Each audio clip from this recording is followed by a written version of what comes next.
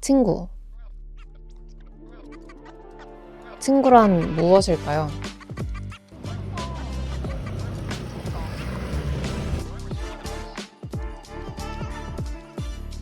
된 건가? 되면 진동 울리지. 응.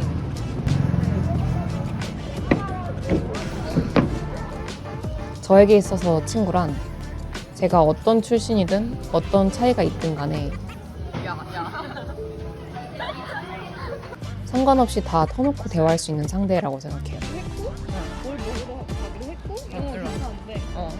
그리고 막 커피 마시면 사실 친구란 게 뭐지?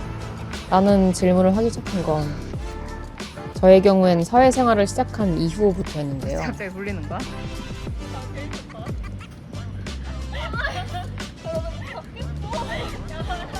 그 전까지는 자연스럽게 만날 수 있고 분위기가 비슷한 사람을 친구라고 여겼어요.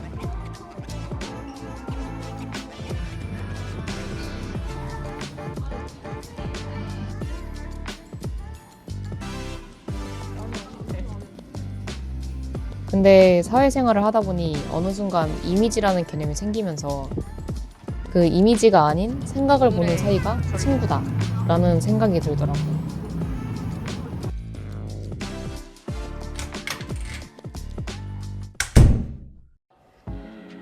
그전까지 제가 몸담고 있었던 곳은 대부분 다 학교고 배움의 목적이 있는 공간들이어서 사회생활을 할 때만큼 이미지라는 걸 크게 신경을 쓸 필요가 없었던 곳이었던 것 같아요.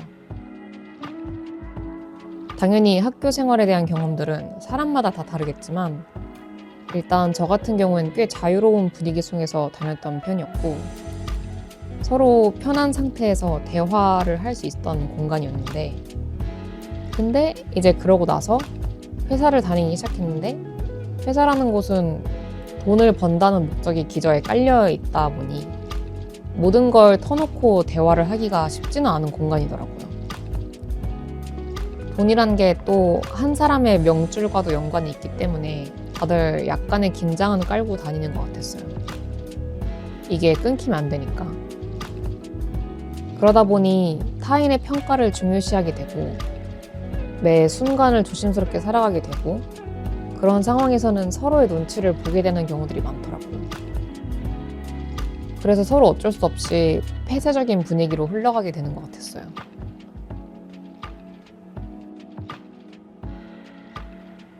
이런 어쩔 수 없는 변화의 과정들을 지켜보면서 당연히 저도 그런 변화의 과정들을 거친 입장에서 친구라는 건 이런 이미지의 영역을 뛰어넘어 대화를 할 수 있는 관계여야지만 친구라고 부를 수 있겠구나 싶은 생각이 들었어요. 이미지 이상의 것들을 보는 건 대화가 유일한 수단이라는 생각을 하는데요. 그런데 문제는 그 대화라는 게 많은 인내심을 요구하는 행동이더라고요.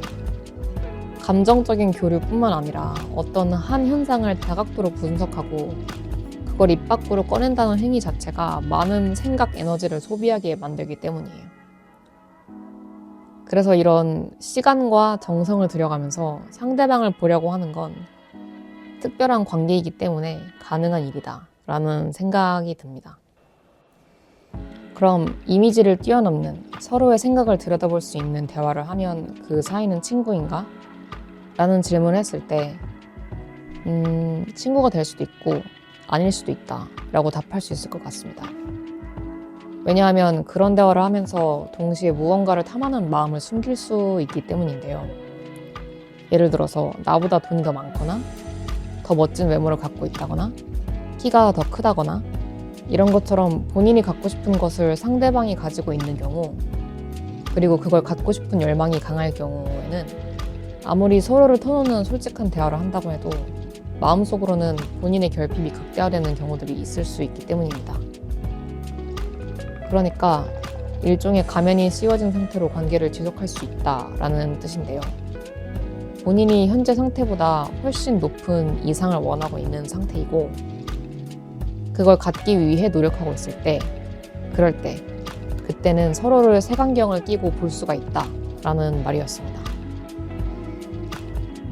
저도 제가 가면을 쓰면서 친구 관계를 지속한 적이 있었고 그리고 나중에서야 아, 내가 이런 생각으로 그 친구를 대했구나 하면서 되게 늦게나마 인지가 되고 저만의 생각으로 정리를 하기 시작한 후에야 스스로를 고칠 수 있게 되더라고요. 또 상대방이 저에게 본심을 드러내지 않은 상태에서 이런 진솔한 대화를 나눠본 적이 있었기 때문에 그냥 두 입장을 모두 겪어본 결과 그런 상대방과의 비교 자체가 솔직히 다 쓸데없다라는 생각밖에 안 듭니다.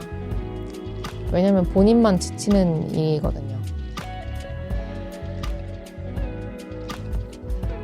첫 번째 건에서 살짝 보였지만 김한성과 한지철은 서로 좋은 관계라고 말할 수 없는 상태인데요.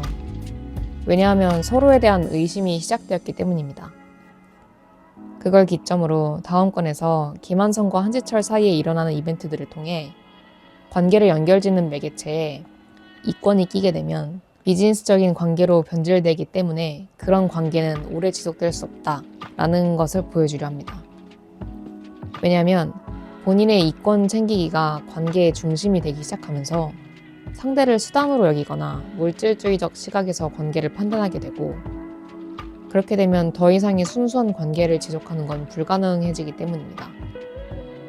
본인의 이권보다는 서로의 이익이 먼저 우선순위가 되는 동맹적인 관계와는 다른 경우를 말씀드리는 건데요. 그런 식으로 관계의 밸런스가 무너지게 되는 경우 일어날 수 있는 최악의 상황을 다음 건에서 표현을 해보고자 합니다.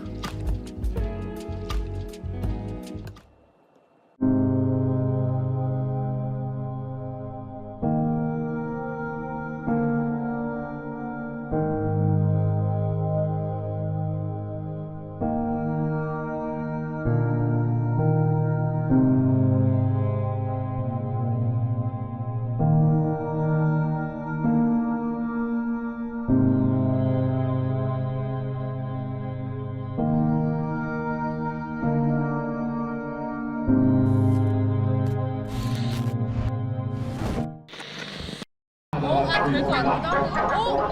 아. 오케이. 좋네.